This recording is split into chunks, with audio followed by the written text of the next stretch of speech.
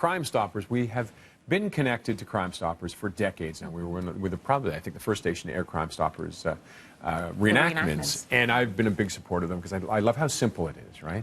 And you got a chance to get a tour.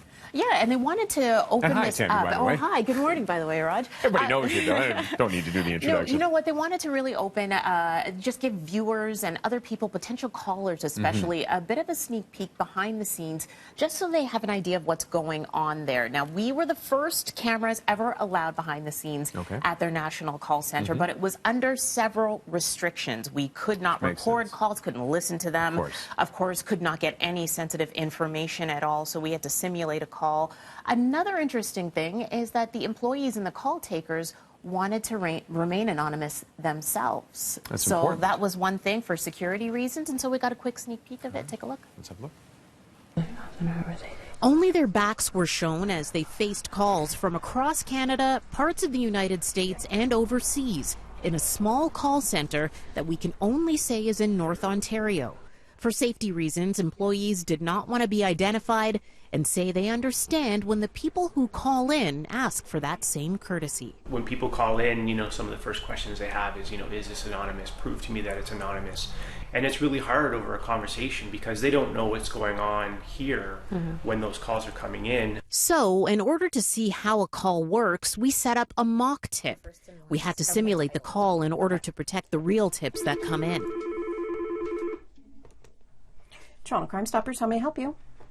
The caller ID is disabled right off the bat. Okay, and did this happen in Toronto? And were you able to get a description of the person that had the gun? Okay. And was there any vehicles associated with those two inside? Okay. Any idea if there's any surveillance in the club? The caller is then given a special number that they can use to check on the status of their tip. Okay, so what I'm going to do right now, do you have a pen and a piece of paper, and I will get you to write down your report number? During the conversation, the call taker will even stop a tipster if they're saying anything that may identify themselves. It's just a rapport that you have to build with them. They have to trust you. You have to be able to talk to them and explain to them, it's not that I understand because I'm not in your situation, but I do know that you want to make it better.